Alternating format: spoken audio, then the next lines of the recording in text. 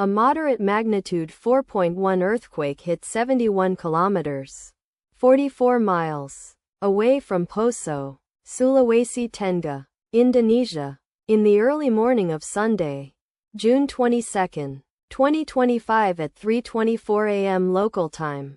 Asia, Makassar GMT+8. The depth of the quake could not be determined, but is assumed to be shallow. The quake was not felt, or at least not reported so. First to report, BMKG after 5 minutes. The earthquake occurred 3 weeks after a magnitude 4.7 earthquake had hit on Sunday, June 1, 2025, at 2:41 a.m. local time. Asia, Makassar GMT+8. In 85 kilometers, 53 miles, distance to the northwest. Data source from Volcano Discovery. Did you feel it? Let us pray. May the earthquake that occurred not affect our brothers and sisters there. May the earthquake not happen again. And may God protect everyone. Amen.